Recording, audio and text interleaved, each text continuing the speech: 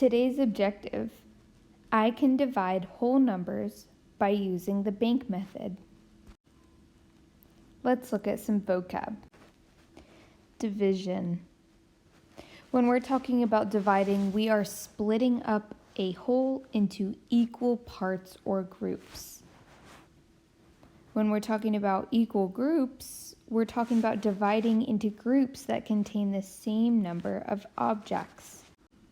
Now let's talk a little more specifically about our division equations. First, we have our dividend. The dividend is the amount you want to divide up. So in this example, we have 21, and we want to split or divide that number up into equal groups of 3. Now our divisor is the number you divide the dividend by. So in our example, 21 divided by 3, our divisor is 3.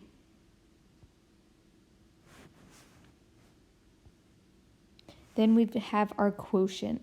Our quotient is the answer to a division problem. So we have our dividend divided by our divisor equals our quotient, or answer to a division problem. Next up, we have our remainder. The remainder is the amount left over after division. So in this example here, 12 divided by 5, 12 cannot evenly be divided into equal groups of 5. So 12 divided by 5 is 2 with a remainder of 2. So these 2 dots right here do not fit in my equal groups. Next up, we've got inverse operation. Inverse operation is the opposite operation often used to check our answers. So the inverse operation of multiplication is division. Lastly, we have the bank method. The bank method is a division strategy used for larger numbers. So for these smaller numbers like 6 divided by 2, we can use smaller strategies like circles and dots or repeated subtraction. But when we have multi-digit numbers, we use the bank method to divide those larger numbers. Miss Redmond bought a package of Skittles that had 216 pieces of candy in it. She split the bag of Skittles equally among 5 of her students. How many Skittles will each student get? Let's mark up the problem and talk about what's going on. So Miss Redmond buys a pack of Skittles. So right now I'm imagining myself buying a bag of Skittles. And when we open that bag of Skittles, we have 216 pieces. Then she split the bag of Skittles, and I'm double underlining split because split is one of those key words that tells us we are splitting up into equal groups. So right away I'm going to set up those blanks.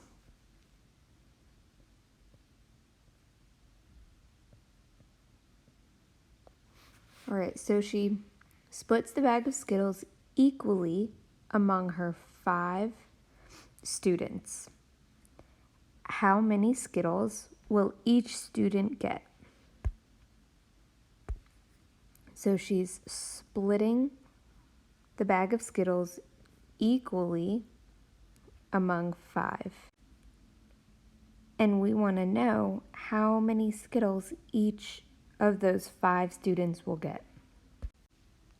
Let's take a look at our steps to solve. So starting with step 1, set up equation and label each number with unit. So we have our blanks written out. Let's label them.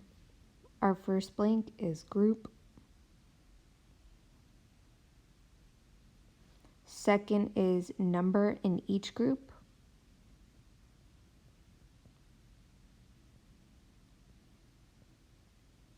and last is total.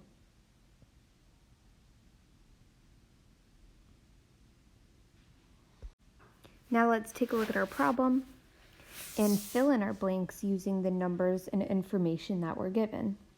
So Miss Redmond buys a package of Skittles that has 216 pieces of candy in it. That's going to be our total.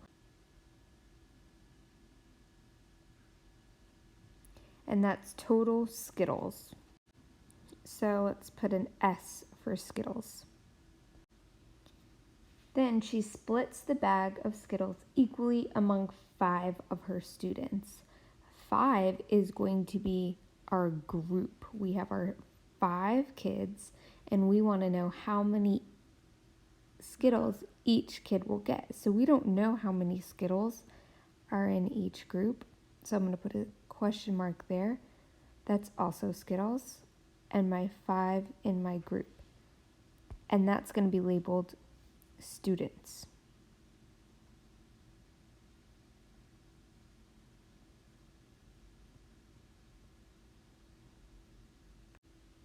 So anytime we have a factor, a missing factor, and we're given our total in a multiplication equation like this, we can solve using the inverse operation or the opposite operation. So we know that the inverse operation of multiplication is division. So we are going to take our total, 216,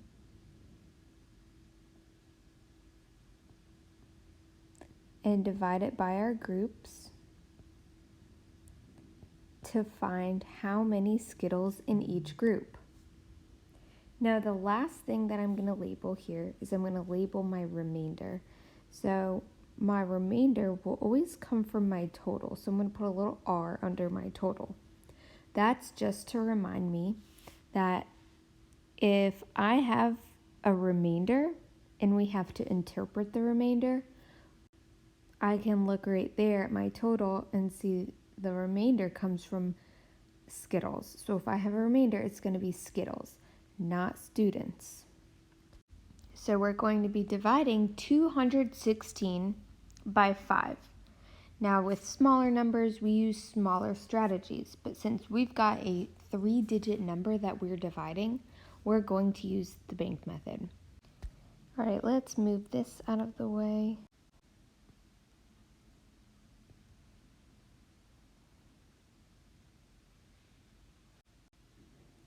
Okay, so our dividend, 216, this is the number we're splitting up.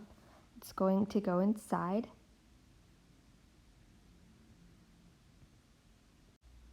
And our divisor, 5, that's going to go on the outside. All right, let's go back to our steps. Step 2 tells me to create a bank of friendly numbers to take out from. So let's set up our bank over here.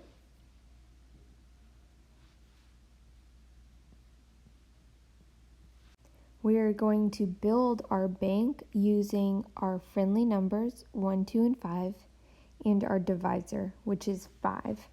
So let's plug 5 in. And we're multiplying 5 by my friendly numbers. Our friendly numbers, these are just numbers that are really easy for us to multiply by.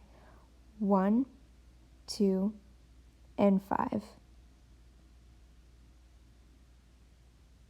So let's quick solve and see if our bank is big enough or if we need it going. All right, 5 times 1 is 5. 5 times 2 is 10. 5 times 5 is 25. All right, our bank is not big enough. I know this because 216 is much greater than our biggest number in our bank, 25. So we want the biggest number possible to take from our dividend. So 25 is not big enough. We're going to keep going. We're still using our divisor, 5.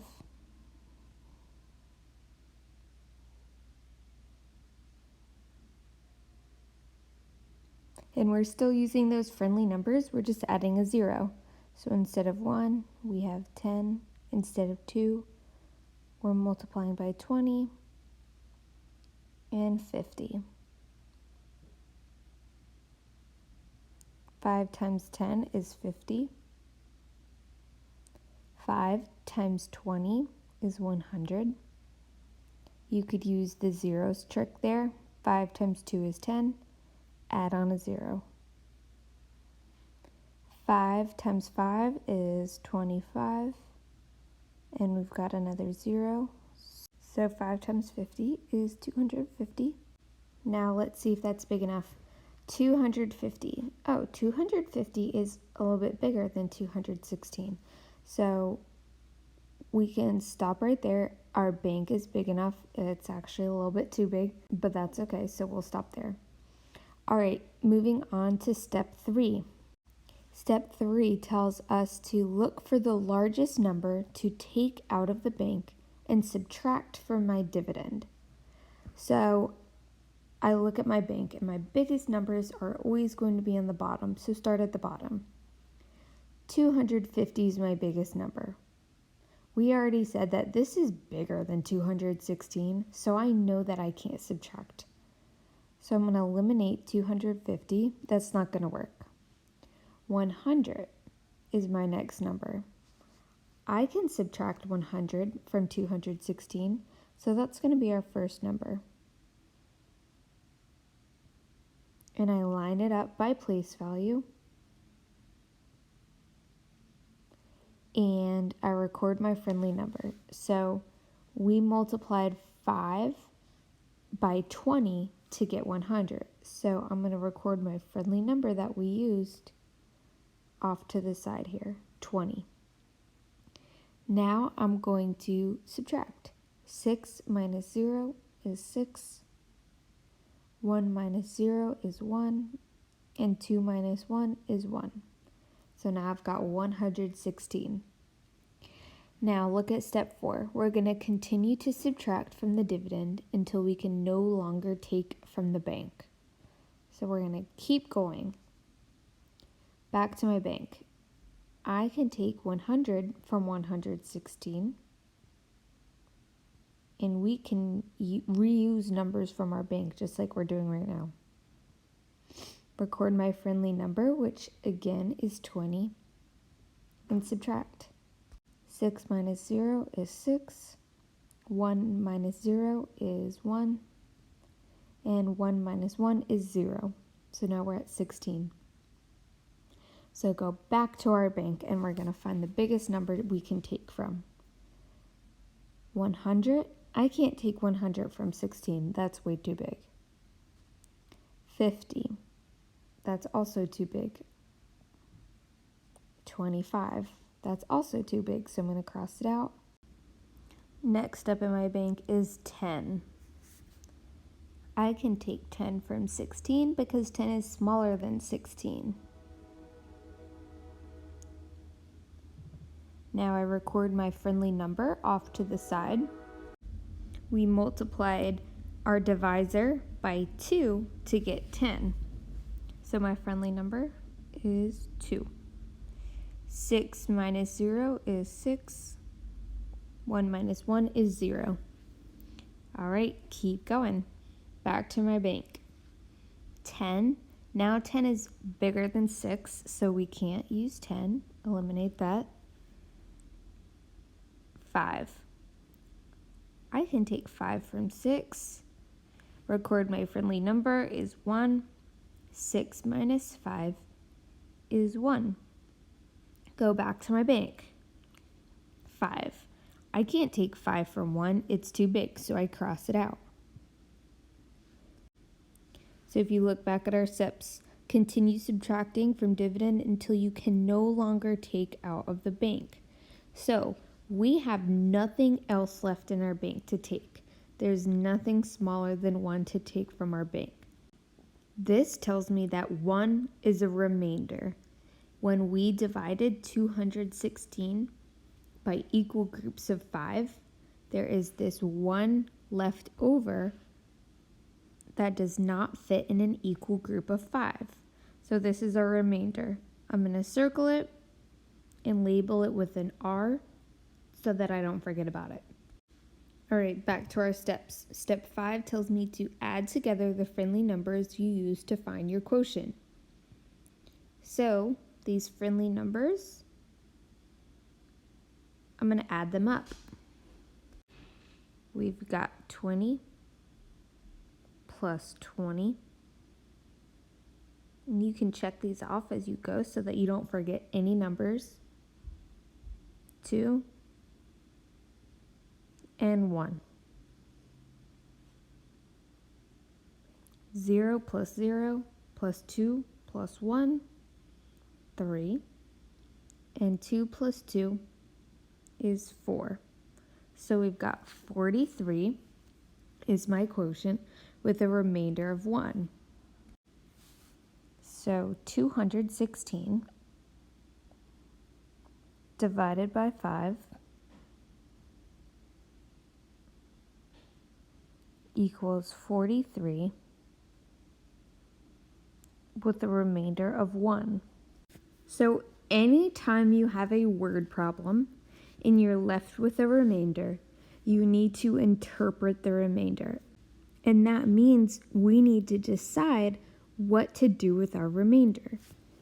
So look at this anchor chart off to the side here. There are 2 different things we could do with this remainder.